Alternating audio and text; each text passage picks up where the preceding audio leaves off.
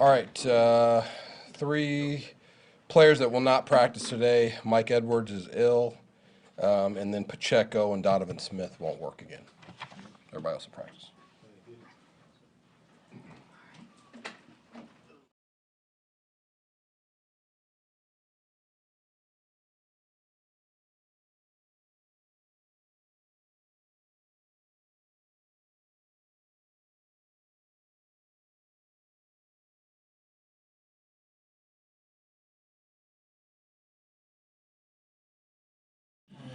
Hey, Dave, seemed like the Bills were begging you to run back kickoffs the other night, so why didn't you take them up on it? Well, like I said before during the week, they were probably the best kickoff team that I've seen.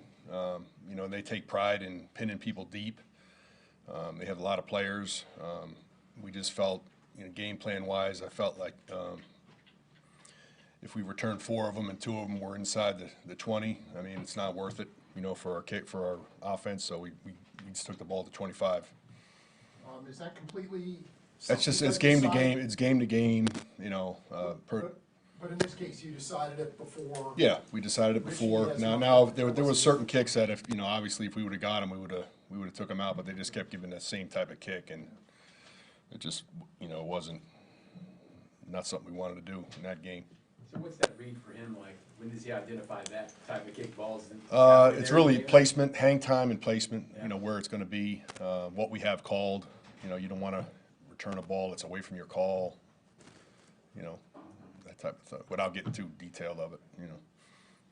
The Patriots special teams, I think that was earlier this year, they had the unusual block on the one. Was that Yeah. last year? Yeah. There's lots of creativity there. They with do. them. They have a lot of creativity, and it's over the years, of playing those guys. It's obviously it starts with Coach Belichick, with his background, special teams, and they're going to be always strong there as far as personnel goes and design. They have all kinds of stuff that they do, and it's really specific to the team that they play. And it's you never know what you're going to get, so you have to be ready for everything. But that was certainly a good, well-designed play that ended up working out for him.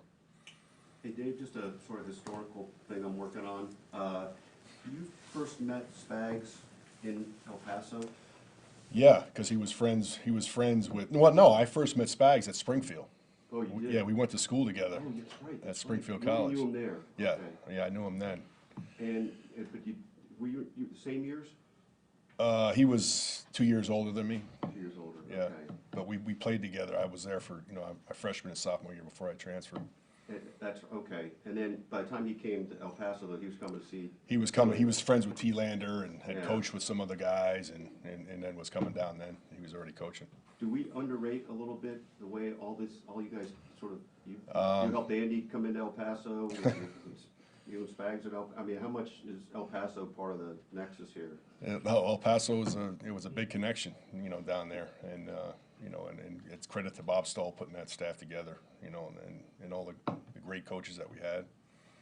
El Paso's the capital of football. That's yeah, everybody knows that.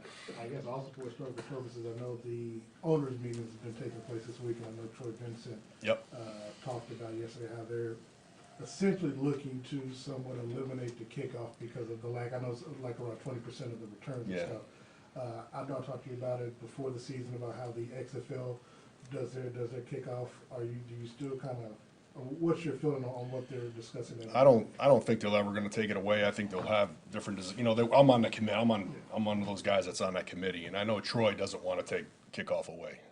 I know that's not his goal. I mean he understands that it's becoming a play that people fair catch, and it's not an important play. It doesn't seem like that to fans. It's boring, but the XFL rule would put coaching back into the into the play, because now every kick you got to cover and tackle. So that's definitely something that we're going to look at, and it could possibly come down to that maybe next year or the year after. We're definitely going to look at it.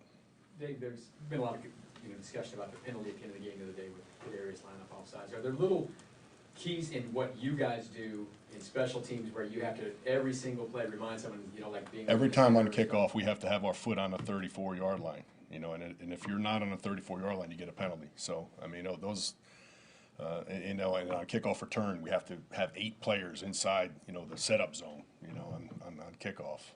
Has to. One guy's out, boom, you get a flag. So, those things it's a constant coaching. You remind me, like every single time you go, you just have to kind of be on that, because you have. Yeah, different you're people out looking there at all it, we the check time. each other, every time. Yeah, it's important. Dave, you said Shamari Cotter, be a guy that you might miss some time on. Now that you see him get an interception, you make some contributions, you think you can give him less maybe this? I hope I get him for the rest of the season. I hope that's the case. But yeah, he's a good football player. He's going to get more and more on defense. In fact, he got 62 plays last game. If you add up everything because I have to look at that all the time. How much is a guy getting? He was the most. So if that continues, I'm going to have to pull him back out, because right now he's a 4-phase guy. He plays on everything right now for me, and that may be something I have to do. Last one, anybody? Thank you. All right, thanks, guys. See you later.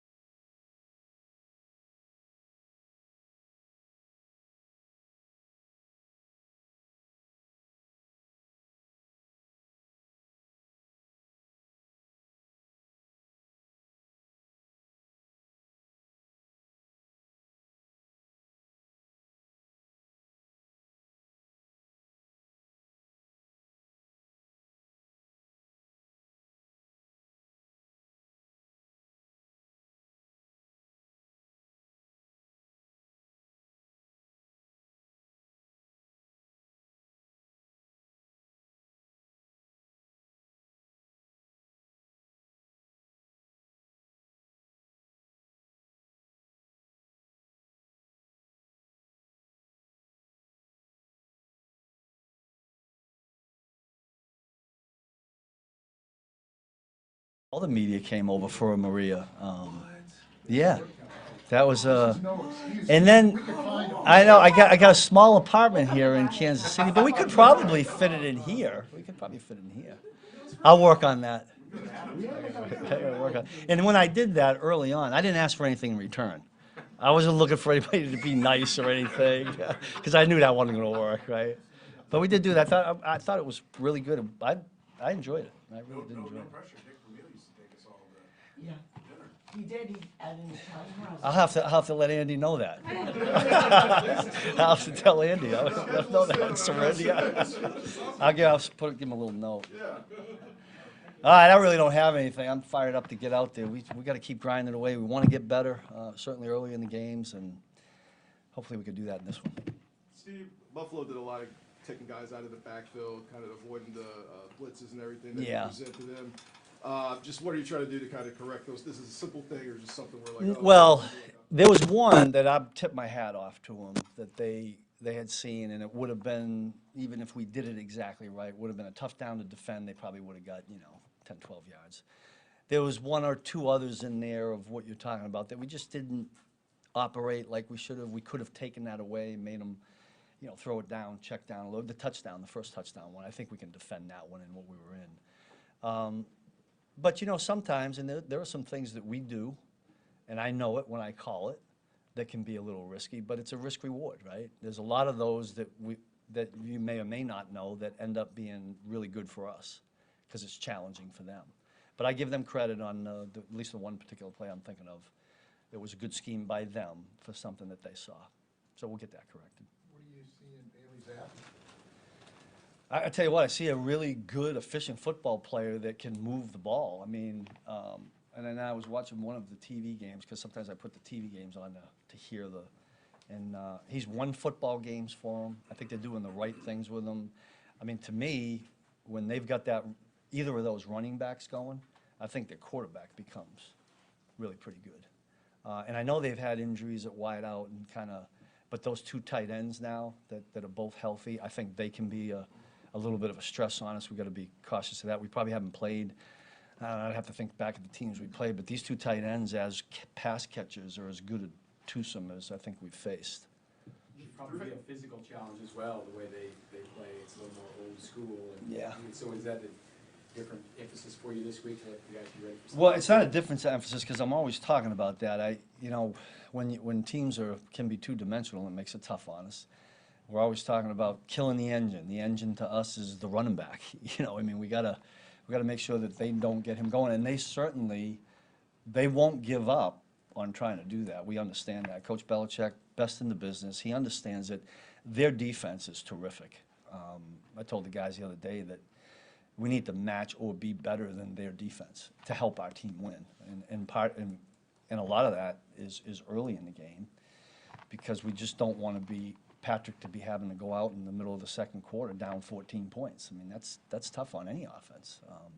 But they're challenging because they play as a team, they win as a team, they find ways to win, and you're on to something. I mean, if we don't bow up and play a physical game to match their physicality, they'll make it tough. Through the lens of your long coaching career, just how rare is it to have two cornerbacks and what Snead and McDuffie have been able to do this year? How versatile they are. Yeah, pretty unique, and that's credit to both of those guys. Like, we haven't had to play LJ inside as much, and you guys all know he can do that. Matter of fact, we just walked through a couple of snaps with him in there just in case, right? You get the injury situation. But Trent gives us a lot of flexibility. And you saw it last week. Chamari Connor is coming on. We knew it was going to be a little bit of a slow process, but anytime we're able to put him in there and keep those two guys outside is good for us. We don't always do it because we like to get the other guys out there too, but having versatility, in any group, but especially in the secondary is big. His interception, can you just take us through that, what he did really well? Yeah, he was in man, and one of the other defenders cut his guy, and he came off it, and he was supposed to play with eyes, which he did. He found an available hole, and I don't think Josh Allen saw him because he was coming from the backside. It was a really good play. It was where he was supposed to be eventually. At first, it looked a little shaky, but then he got there. Is that kind of the definition mention, Steve, of My Job Plus? I know you talked about that earlier this year. Well, he was actually doing his job on that one. I couldn't give him a plus on that. Yeah, he was doing his job. If he hadn't done that, he would have been in trouble. Facing Juju Smith-Schuster, you know, what do you remember from facing him? I love here? Juju. He's an elite competitor. LJ and I were talking about that in Trent, and he's still playing good football. And you know he'll be hungry, right? It's his former team. Didn't we face a wideout? Who did we face this year? Or maybe I'm thinking of M. Tyreek. Yeah, Tyreek was one. Yeah, McCall originally and with the Jets. Yeah, but I think I loved Juju when he was here. I hope he doesn't play real well this week, but I'm always rooting for him. But what's the most nervous thing about facing the team 3-10? Obviously, they're out of the playoff race, but when you look at, you know, people say this could be a get-back game for the Chiefs, but I'm pretty sure Pittsburgh thought that after losing Arizona. Yeah, no, we don't ever talk in those terms. Like, it's not go play somebody and get healthy and get good. You can't. I mean, with a New England Patriot team, I would never think that way. I wouldn't. I don't really care what their record is, and quite honestly, all we do is, you know, defensively is focus on the 11 guys on offense or however many they put out there that we have to go against. Our job's never going to change. I mean, it's deny points on the board, right, so that our offense can get some and win the football game. But we got too much respect for the coaches there, the players there, what they do. I've seen them move that football now, and that's what we can't have happen. Coach, we just talked to Nick Bolton, and he says he doesn't feel like he's in full condition yet. But yet, you know, mentally, the guy knows the game and whatever. So how did you see him come out, and are you seeing him take the next step in practice? Yeah, he's a little banged up, and I feel it's unfortunate for Nick because, you know, he had the ankle, right, and then the wrist. And it's just been one of those years for him, and he's fighting through some other bumps and bruises that you get when you haven't played, and then all of a sudden you go and play in a game. We tried to spell him. You probably saw in there that Jack went in early. That was planned because you don't want to get. We wanted to make sure, and it did get to. I think we were in the low 70s for plays, and if that happened, we want him fresh at the end because we need all our guys at the end of the game. But he's getting there. He probably answered better than I could, but we love having him in there because of what he does in managing the game for us. Go Nate to finish us off. Steve, two guys kind of in the reserve role right now, but Neil Farrell and Mike Pennell, just what are they doing right now in practice, and how might their opportunities come later in the year? Joe and I talked about that. I mean, part of that is we feel like the guys that have been out there have done a pretty solid job. I mean, but we always have our eye on that, and at any time that can change. And we just, you know, a guy like Mike's been in it a long time, and Neil's been around, and, you know, probably not easy for them because they've played, they've been in games, right? But they still work. They work really hard, and they're just waiting for that opportunity when, hey, we say you go in there and do it, and then they got to step up and be who we think they can be. That'd be really important. Yeah. All right, you got it. Enjoy.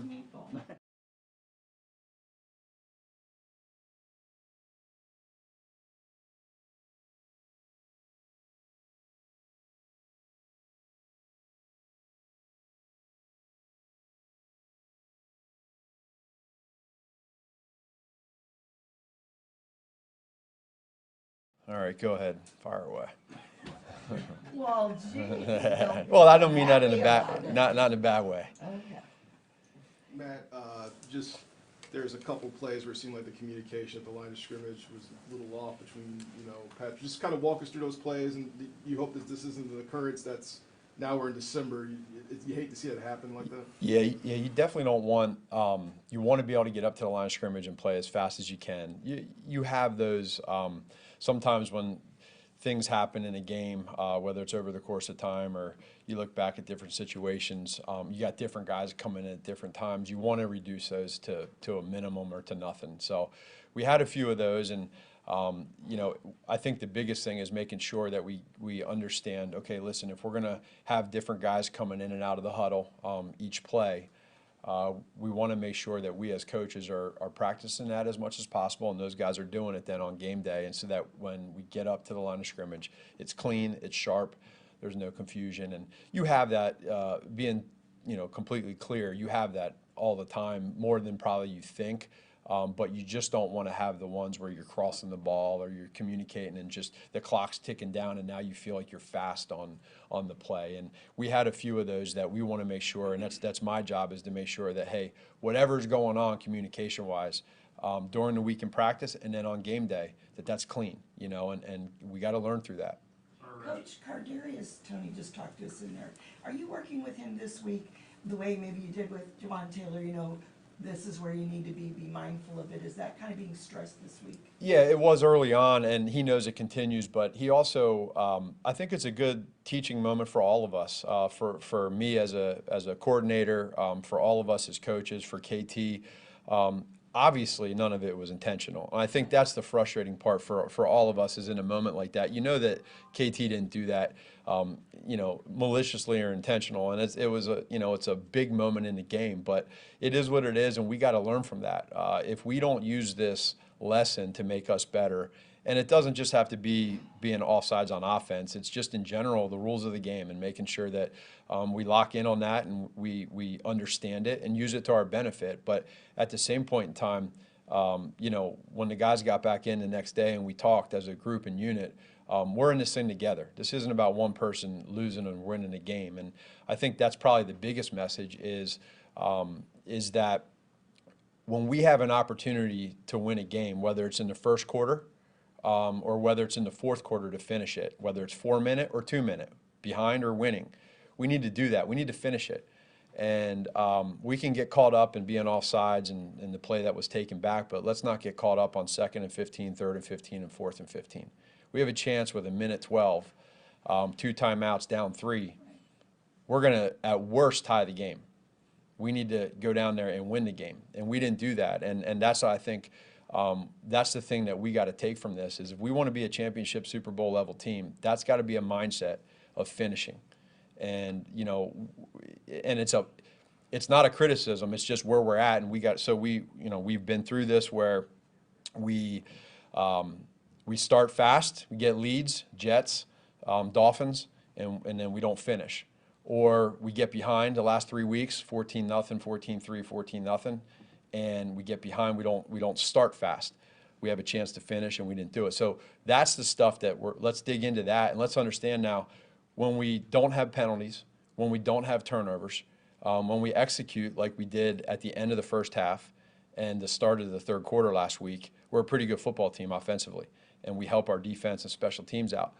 Let's take that first part of the year, the second part of where we're at now, and let's put it all together these next 4 games starting with New England. And let's get a win. And everything else will take care of itself. But we need to be hard on ourselves as coaches. The players need to do it. And this is where I think real leaders step up. And this is where it's about us. It's not about anybody else.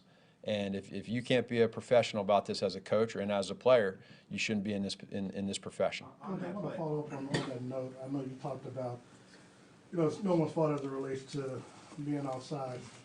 I know Patrick was asked yesterday about accountability, and that was something I asked him about EB, and he said that he held him accountable. When you look at the drops, you lead the league in drops of 33. Who was holding, i.e., the coaches or the players accountable so those drops don't continue to increase? That has an adverse effect on how the team is playing and to win the loss. Yeah, no. Well, number one, it starts with me making sure that I, as an offensive coordinator, make sure that these players know that they're accountable. Whether that's in practice, getting more catches, whether it's a mindset, it starts with me. So I got to make sure that we're doing that. We as coaches, and that's me coaching the coaches as well, and us doing it together. The players need to do it as well. And again, it's for me more than anything. It has been. We started out at the beginning of the year. We talked about it, and it naturally goes away, but it's still happening. And so we got to make sure that. We talk about it. We do everything we can to fix it. And so I can't tell you anything other than we need to just keep making sure that we emphasize it. And then when they get an opportunity to catch the ball, they do it. And we handle it the right way. Yeah, go ahead. For people who are listening to see for the first time, what does that accountability look like when you say, like when you're saying you're holding the players, coaches, what does that look like? Yeah, there's discussions in the building. And again, I'm not going to get into how or what. I mean, you mentioned EB. I have so much respect for EB. He's one hell of a coach, and we're so many coaches in this league that have different coaching styles of how they handle and how they do things, and so I would just say that our coaches on staff and myself and Coach Reed, every player is different on how they handle being coached. And so there's a little bit of that too with how you handle certain guys. Some can handle tough criticism, others can't. So there's a feel to it. But in the end, we got to make sure that the product out there is scoring touchdowns and winning football games. Along the drop side of things, you know, there's a tendency always to, whoever the star player is, well, let's turn to him. He needs to do it. Like, and so it seems to always come around, well, Pat's got to do a little bit more. You worry that there's a frustration level that comes with him when guys are dropping. I mean, you're number one in drops, and so that's an issue, and that there's a tendency to think, well, Pat's going to come save the day, and even more gets put on his plate. Yeah, I understand the question, and I think it's probably natural when you just said, I mean, the simple fact of the matter is that we do lead the league in drops, so you can start there. So now, when are the drops coming? Why are they coming? There's certain reasons to that, and I think Pat wants to make sure that he can do everything he can to win the game, and if that means that he gets frustrated because he feels like he has to do more or whatever, that's probably a little bit natural, but at the same point in time, I don't think that's why. I think that for him, he just wants to win, however we do it, and however he can help doing it. We believe in all these guys, and we understand that he's got to be a leader too in this moment, and like, how can we make sure that he's doing everything possible as well? You said leader. Is there, listen, he always comes out here, he never throws anybody under the bus. He always says he needs to play better.